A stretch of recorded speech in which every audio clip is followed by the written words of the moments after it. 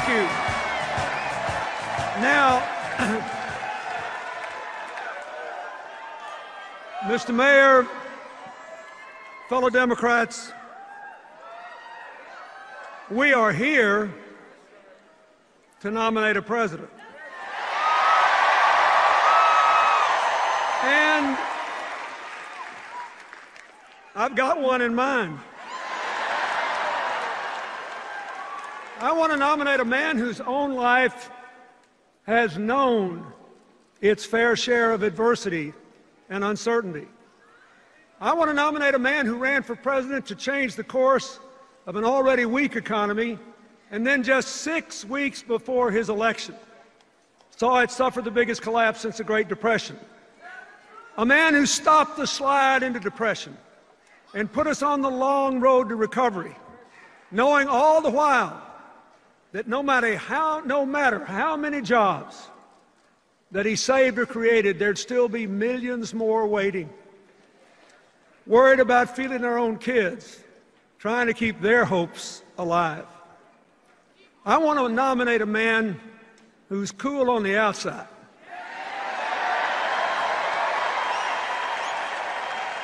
but who burns for America on the inside.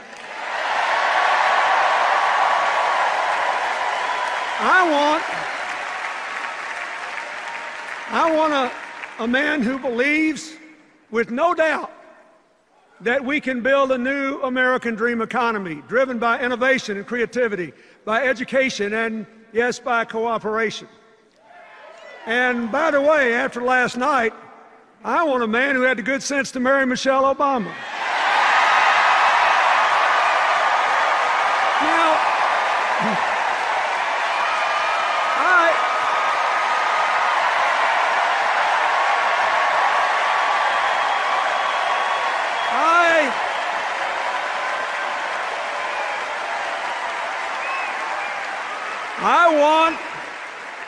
I want Barack Obama to be the next president of the United States. And I proudly nominate him to be the standard bearer of the Democratic Party. Now, folks, in Tampa a few days ago, we heard a lot of talk about how the president and the Democrats don't really believe in free enterprise and individual initiative, how we want everybody to be dependent on the government, how bad we are for the economy. This Republican narrative, its alternative universe, says that every one of us in this room who amounts to anything, we're all completely self-made. One of the greatest chairmen the Democratic Party ever had, Bob Strauss, used to say that every politician wants every voter to believe he was born in a log cabin he built himself. But, as Strauss then admitted, it ain't so. We Democrats, we think the country works better with a strong middle class, with real opportunities for poor folks to work their way into it, with a relentless focus on the future, with business and government actually working together to promote growth and broadly shared prosperity. You see, we believe that we're all in this together is a far better philosophy than you're on your own. Now, so,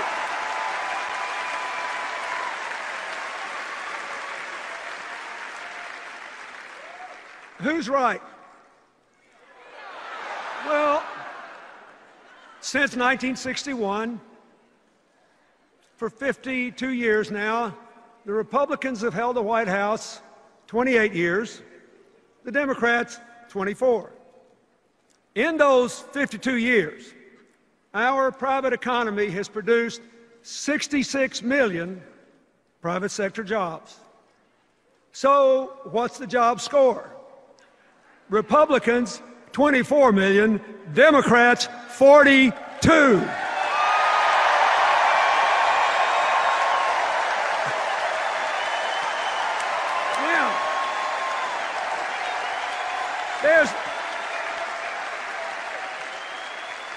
There's a reason for this.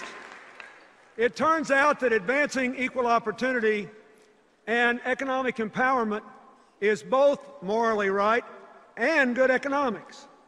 Why? Because poverty, discrimination, and ignorance restrict growth. When you stifle human potential, when you don't invest in new ideas, it doesn't just cut off the people who are affected, it hurts us all. We know that investments in education and infrastructure and scientific and technological research increase growth. They increase good jobs and they create new wealth for all the rest of us. Now, there's something I've noticed lately, you probably have too, and it's this. Maybe just because I grew up in a different time, but though I often disagree with Republicans, I actually never learned to hate them the way the far right that now controls their party seems to hate our president and a lot of other Democrats.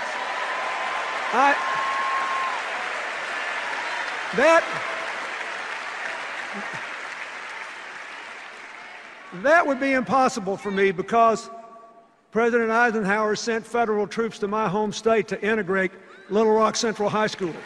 President Eisenhower built the interstate highway system. When I was a governor, I worked with President Reagan in his White House on the first round of welfare reform and with President George H.W. Bush on national education goals. I'm actually very grateful if you saw from the film what I do today, I have to be grateful, and you should be too, that President George W. Bush supported PEPFAR. It saved the lives of millions of people in poor countries. And I have been honored to work with both Presidents Bush on natural disasters in the aftermath of the South Asian tsunami, Hurricane Katrina, the horrible earthquake in Haiti. Through my foundation, both in America and around the world, I'm working all the time with Democrats, Republicans, and independents. Sometimes I couldn't tell you for the life who I'm working with because we focus on solving problems and seizing opportunities and not fighting all the time. And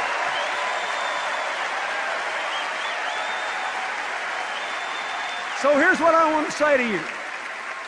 And here's what I want the people at home to think about. When times are tough and people are frustrated and angry and hurting and uncertain, the politics of constant conflict may be good. But what is good politics does not necessarily work in the real world. What works in the real world is cooperation. What works in the real world is cooperation. Business and government, foundations and universities. Ask the mayors who are here.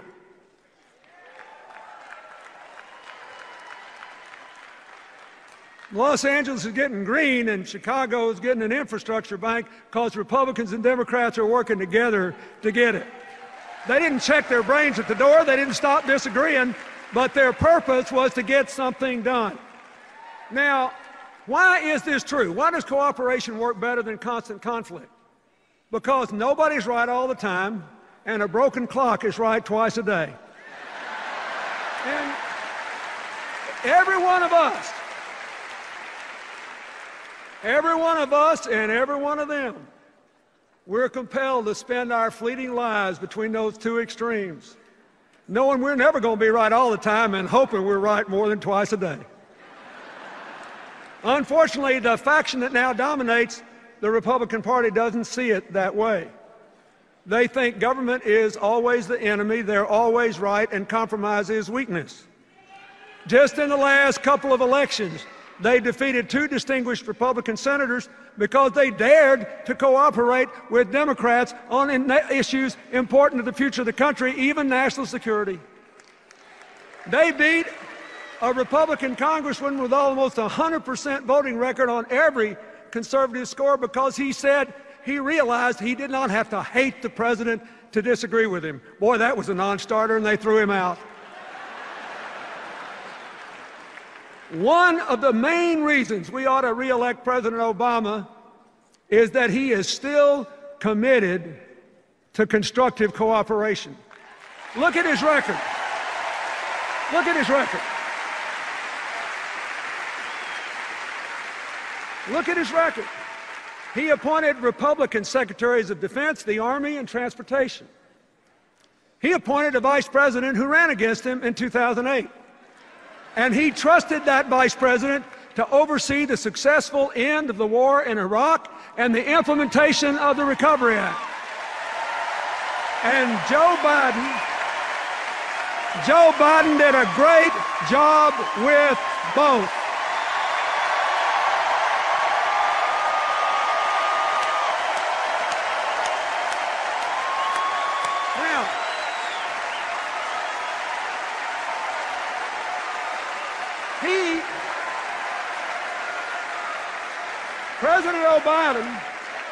President Obama appointed several members of his cabinet, even though they supported Hillary in the primary. Heck, he even appointed Hillary.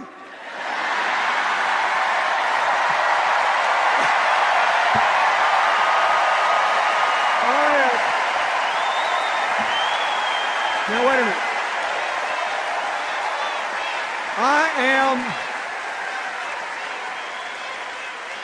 I am very proud of her. I am proud of the job she and the National Security Team have done for America. I am grateful that they have worked together to make us safer and stronger, to build a world with more partners and fewer enemies. I'm grateful for the relationship of respect and partnership she and the President have enjoyed, and the signal that sends to the rest of the world that democracy does not have to be a blood sport. It can be an honorable enterprise that advances the public interest.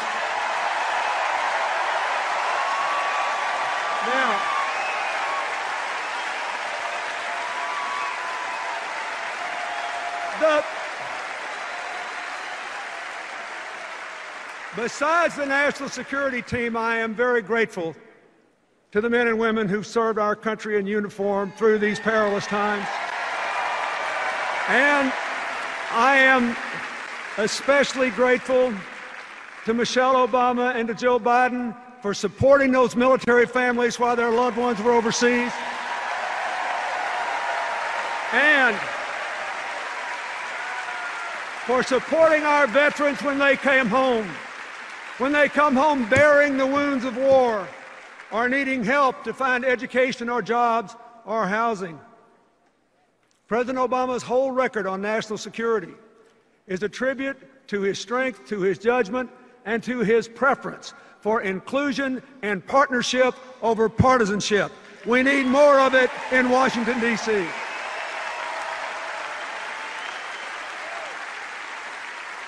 Now, we all know that he also tried to work with congressional Republicans on health care, debt reduction, and new jobs. And that didn't work out so well. But it could have been because, as the Senate Republican leader said in a remarkable moment of candor 2 full years before the election, their number one priority was not to put America back to work. It was to put the president out of work.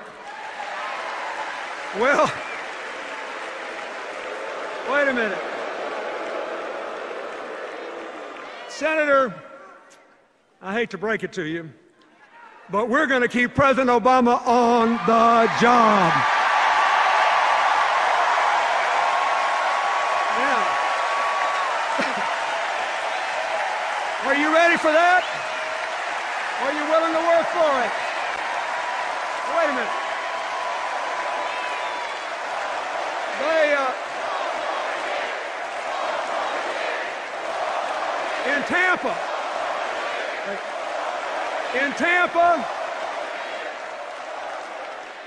In Tampa, did y'all watch their convention? I did. In Tampa, the Republican argument against the president re-election was actually pretty simple, pretty snappy. It went something like this. We left him a total mess.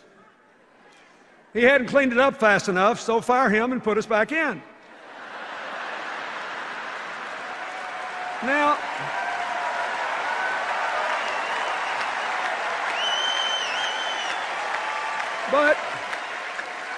but they did it well. They looked good, they sounded good. They convinced me that they all loved their families and their children and were grateful they'd been born in America and all. Really, I'm not being, they did. And this is important. They convinced me they were honorable people who believe what they've said and they're going to keep every commitment they've made.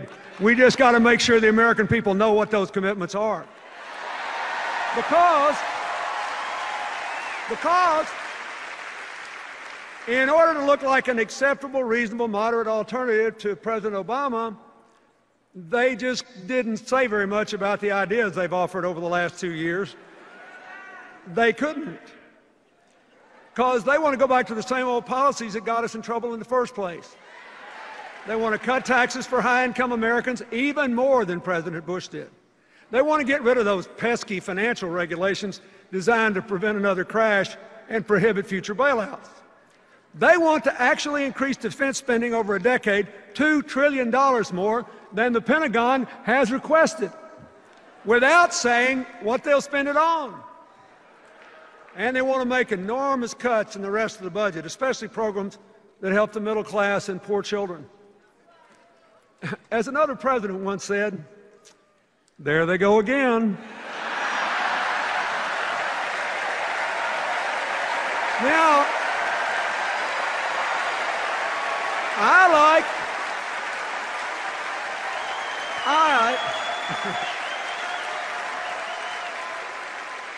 like the argument for President Obama's re-election a lot better. Here it is. He inherited a deeply damaged economy.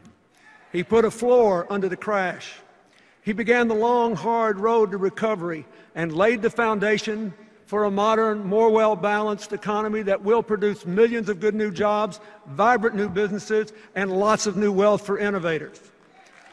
Now, are we where we want to be today? No.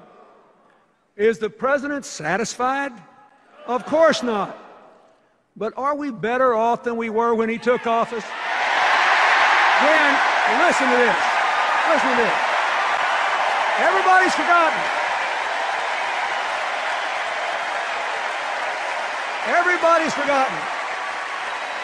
When President Barack Obama took office, the economy was in free fall. It had just shrunk 9 full % of GDP.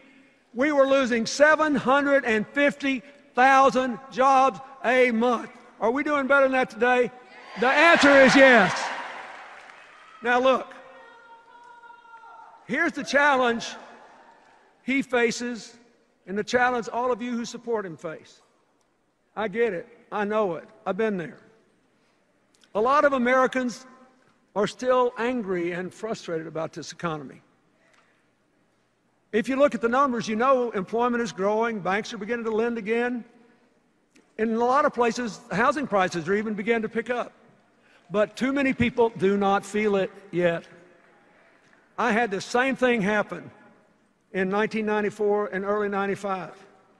We could see that the policies were working, that the economy was growing, but most people didn't feel it yet. Thankfully, by 1996, the economy was roaring, everybody felt it, and we were halfway through the longest peacetime expansion in the history of the United States. But, wait. The difference this time is purely in the circumstances. President Obama started with a much weaker economy than I did. Listen to me now. No president, not me, not any of my predecessors, no one could have fully repaired all the damage that he found in just 4 years. Now,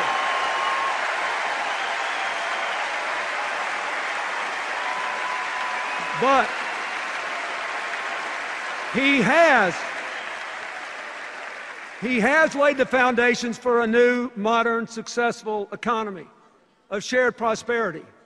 And if you will renew the president's contract, you will feel it. You will feel it. Folks, whether the American people believe what I just said or not may be the whole election. I just want you to know that I believe it. With all my heart, I believe it.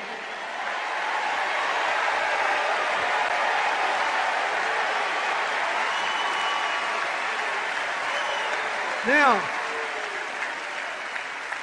why do I believe it? I'm fixing to tell you why.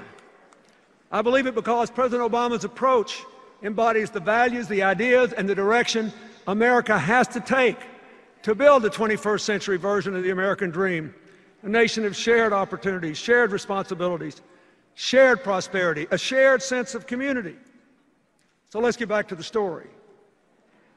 In 2010, as the president's recovery program kicked in, the job losses stopped, and things began to turn around. The Recovery Act saved or created millions of jobs and cut taxes, let me say this again, cut taxes for 95% of the American people. In the last 29 months, our economy has produced about 4.5 million private sector jobs. We could have done better, but last year the Republicans blocked the president's job plan, costing the economy more than 1 million new jobs. So here's another job score. President Obama plus 4.5 million. Congressional Republicans, 0. During this period,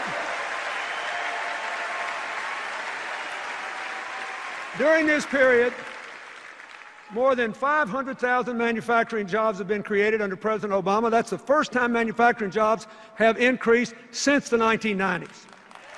And I'll tell you something else. The auto industry restructuring worked. It saved more than 1 million jobs, and not just at GM, Chrysler, and their dealerships, but in auto parts manufacturing all over the country. That's why even the automakers who weren't part of the deal supported it. They needed to save those parts suppliers too. Like I said, we're all in this together. So what's happened? There are now 250,000 more people working in the auto industry than on the day the companies were restructured. So, now we all know that Governor Romney opposed the plan to save GM and Chrysler. So, here's another job score. Are you listening in Michigan and Ohio and across the country? Here's another job score. Obama, 250,000. Romney, 0. Now, the agreement the administration made with the management, labor, and environmental groups to double car mileage, that was a good deal too. It will cut your gas prices in half, your gas bill. No matter what the price is, if you double the mileage of your car, your bill will be half what it would have been. It will make us more energy independent. It will cut greenhouse gas emissions. And according to several analyses over the next 20 years, it'll bring us another 500,000 good new jobs into the American economy.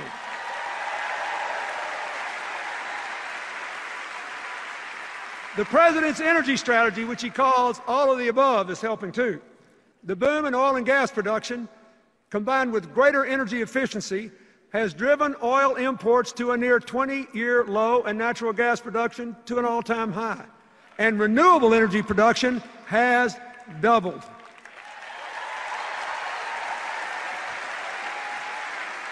Of course, we need a lot more new jobs. but there are already more than 3 million jobs open and unfilled in America, mostly because the people who apply for them don't yet have the required skills to do them. So even as we get Americans more jobs, we have to prepare more Americans for the new jobs that are actually going to be created. The old economy is not coming back. We've got to build a new one and educate people to do those jobs.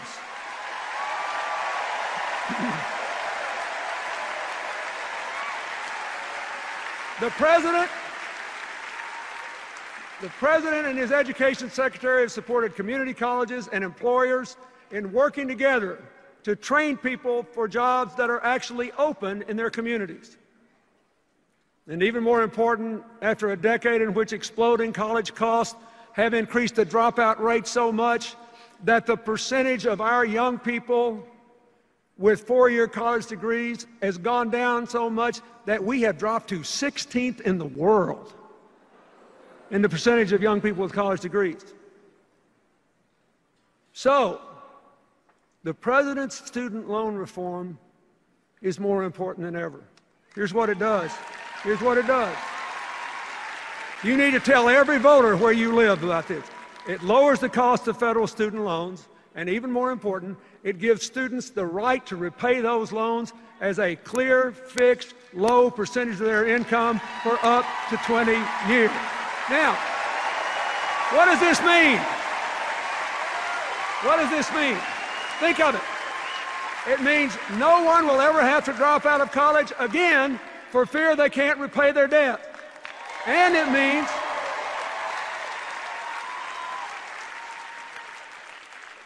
means that if someone wants to take a job with a modest income, a teacher, a police officer, if they want to be a small town doctor in a little rural area, they won't have to turn those jobs down because they don't pay enough to repay the debt. Their debt obligation will be determined by their salary. This will change the future for young Americans.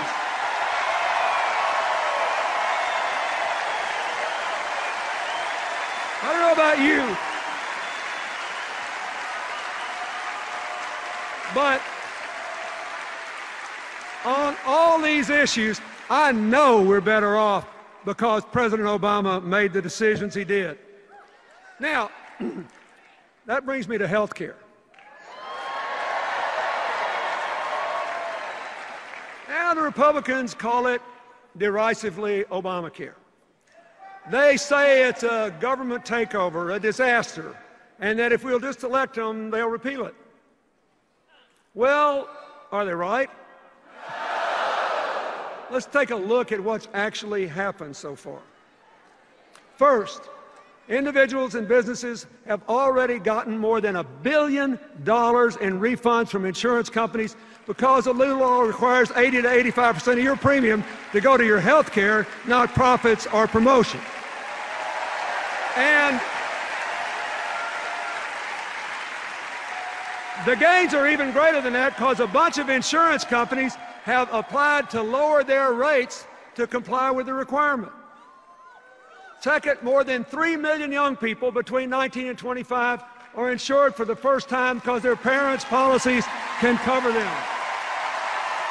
Third,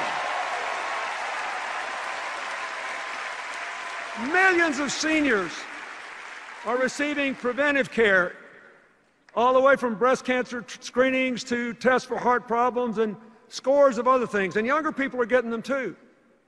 Fourth, soon the insurance companies, not the government, the insurance companies will have millions of new customers, many of them middle-class people with pre-existing conditions who never could get insurance before. Now, finally, listen to this.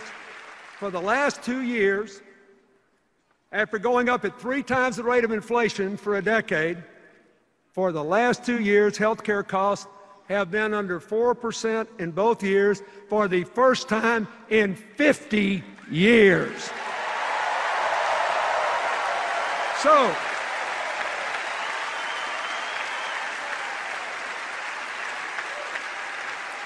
let me ask you something. Are we better off because President Obama fought for health care reform? You bet we are. Now, there were two other attacks on the president in Tampa I think deserve an answer. First, both Governor Romney and Congressman Ryan attacked the president for allegedly robbing Medicare of $716 billion. That's the same attack they leveled against the Congress in 2010. And they got a lot of votes on it. But it's not true. Look, here's what really happened. You be the judge. Here's what really happened. There were no cuts to benefits at all. None. What the president did was to save money by taking the recommendations of a commission of professionals to cut unwarranted subsidies to providers and insurance companies that were not making people healthier and were not necessary to get the providers to provide the service. And instead of raiding Medicare, he used the savings to close the donut hole in the Medicare drug program. And you all got to listen carefully to this. This is really important. And to add 8 years to the life of the Medicare Trust Fund so it is solvent till 2024.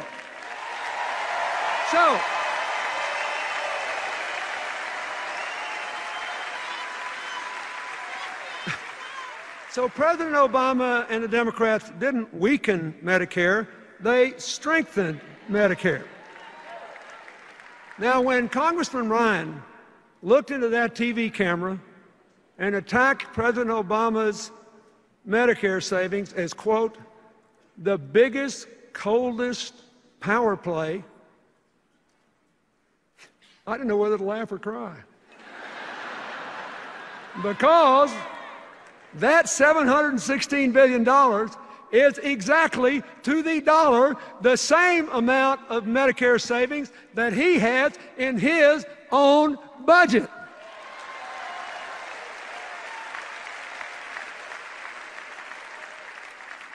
You got to give one thing. It takes some brass to attack a guy for doing what you did.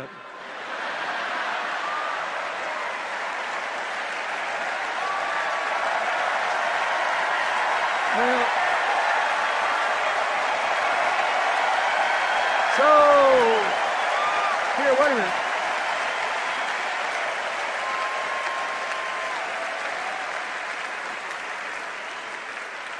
Now, you're having a good time, but this is getting serious. I want you to listen.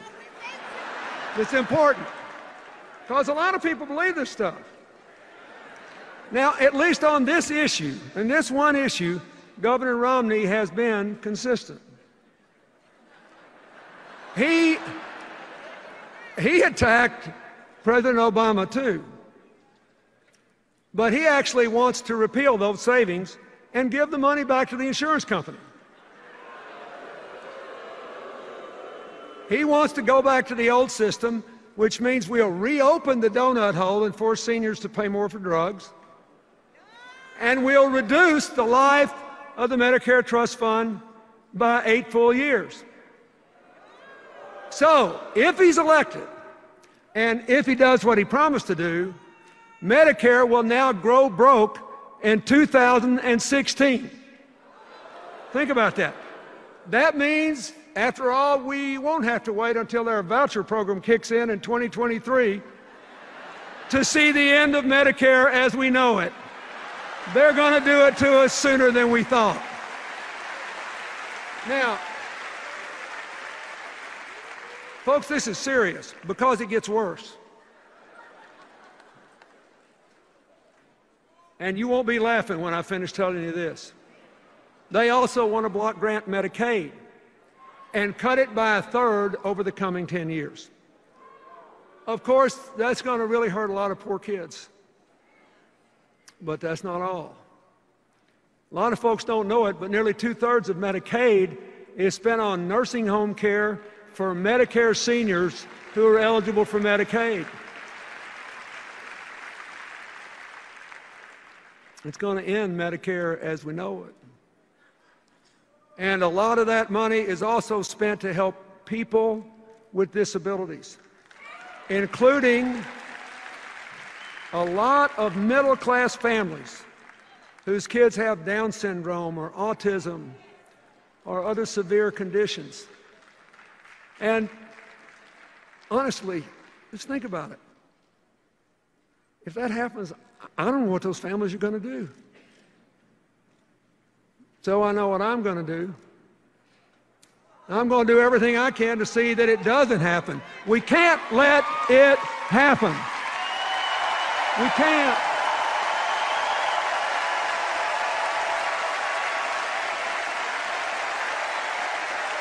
Now, wait a minute. Let's look at the other big charge the Republicans made.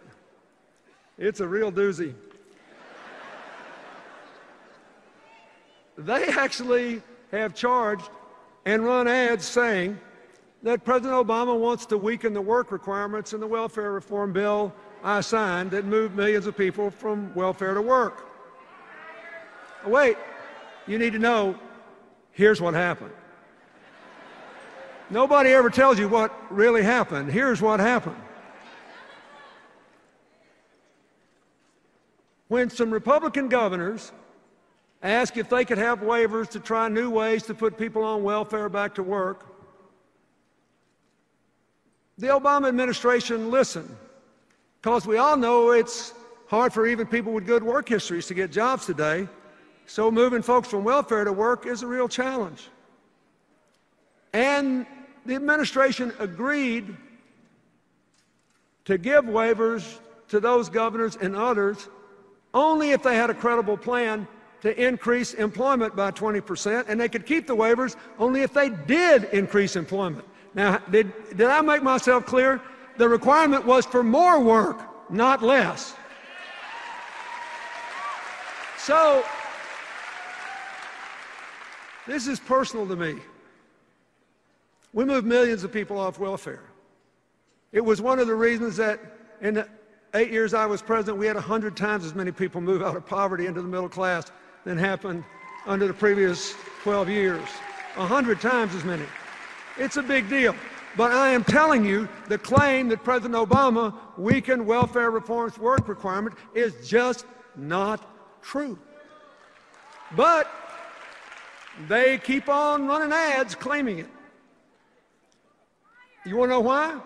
Their campaign poster said, "We are not going to let our campaign be dictated by fact checkers." Now, finally I can say that is true.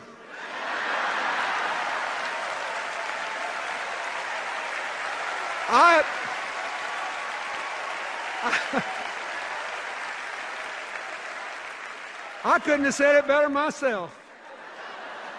And I hope you and every American within the sound of my voice remembers it every time they see one of those ads and it turns into an ad to re-elect Barack Obama and keep the fundamental principles of personal empowerment and moving everybody who can get a job into work as soon as we can.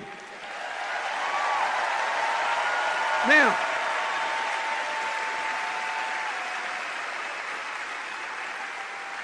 let's talk about the debt. Today, interest rates are low, lower than the rate of inflation. People are practically paying us to borrow money, hold their money for them. But it will become a big problem when the economy grows and interest rates start to rise. We've got to deal with this big long-term debt problem, or it will deal with us. It'll gobble up a bigger and bigger percentage of the federal budget we'd rather spend on education and health care and science and technology. We got to deal with it. Now, what has the president done?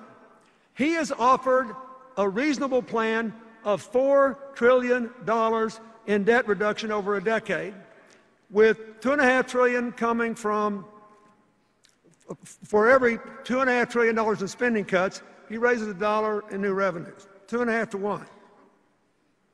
And he has tight controls on future spending.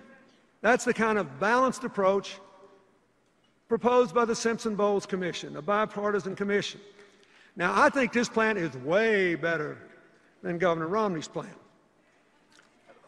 First, the Romney plan fails the first test of fiscal responsibility. The numbers just don't add up. I mean, consider this. What would you do if you had this problem? Somebody says, oh, we got a big debt problem, we got to reduce the debt. So what's the first thing he says we're going to do? Well, to reduce the debt, we're going to have another $5 trillion in tax cuts, heavily weighted to upper income people. So we'll make the debt hole bigger before we start to get out of it. Now, when you say, what are you going to do about this $5 trillion you just added on? They say, oh, we'll make it up by eliminating loopholes in the tax code. So then you ask, well, which loopholes and how much? You know what they say? See me about that after the election. I'm not making it up. That's their position. See me about that after the election. Now, people ask me all the time how we got 4 surplus budgets in a row. What new ideas did we bring to Washington? I always give a one-word answer. Arithmetic. If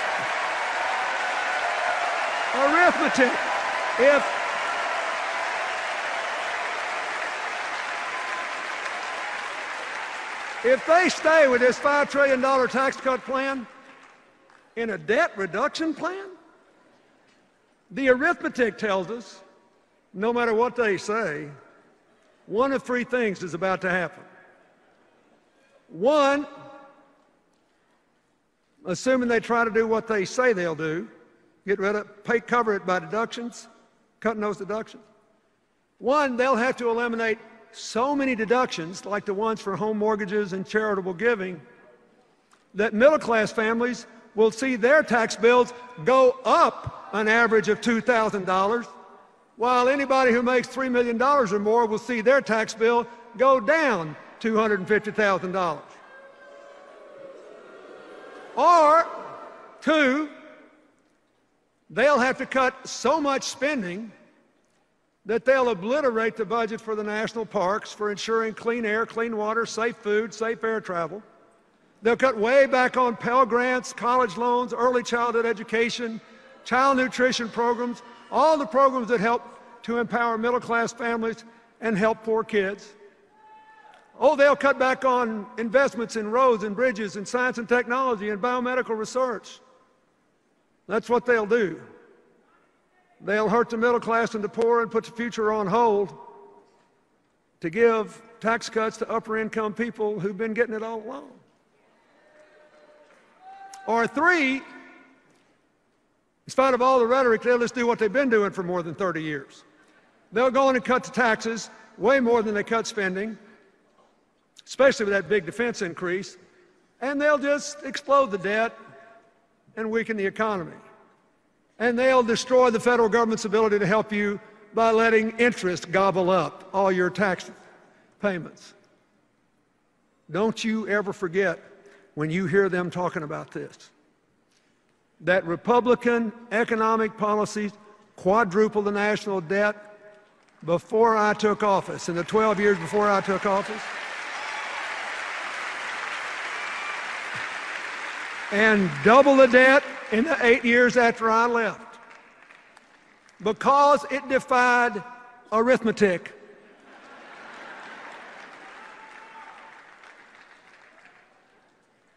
It was a highly inconvenient thing for them in our debates that I was just a country boy from Arkansas, and I came from a place where people still thought 2 and 2 was 4. It's arithmetic. We simply cannot afford to give the reins of government to someone who will double down on trickle down. Now, think about this. President Obama's plan cuts the debt, honors our values, brightens the future of our children, our families, and our nations. It's a heck of a lot better. It passes the arithmetic test, and far more important, it passes the values test. My fellow Americans, all of us in this grand hall and everybody watching at home, when we vote in this election, we'll be deciding what kind of country we want to live in. If you want a winner-take-all, you're on your own society, you should support the Republican ticket.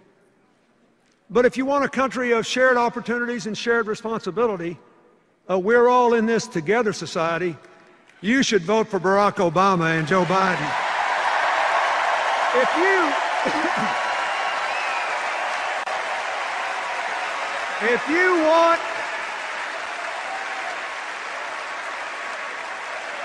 If you want America, if you want every American to vote, and you think it is wrong to change voting procedures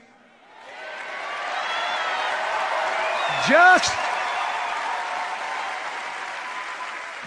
to reduce the turnout of younger, poorer, minority, and disabled voters, you should support Barack Obama.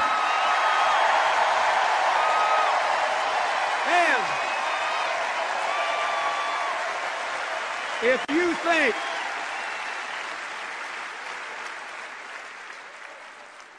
if you think the president was right to open the doors of American opportunity to all those young immigrants brought here when they were young so they can serve in the military or go to college, you must vote for Barack Obama.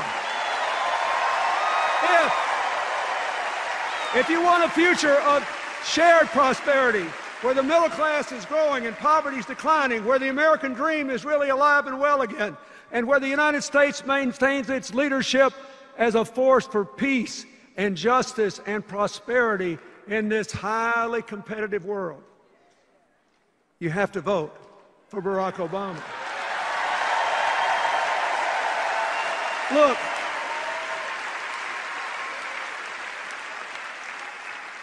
I love our country so much, and I know we're coming back. For more than 200 years, through every crisis, we've always come back. People have predicted our demise ever since George Washington was criticized for being a mediocre surveyor with a bad set of wooden false teeth. And so far, every single person that's bet against America has lost money, because we always come back. We come through every fire a little stronger and a little better. Because in the end, we decide to champion the cause for which our founders pledged their lives, their fortunes, their sacred honor. The cause of forming a more perfect union. My fellow Americans, if that is what you want, if that is what you believe, you must vote and you must re-elect President Barack Obama. God bless you, and God bless America.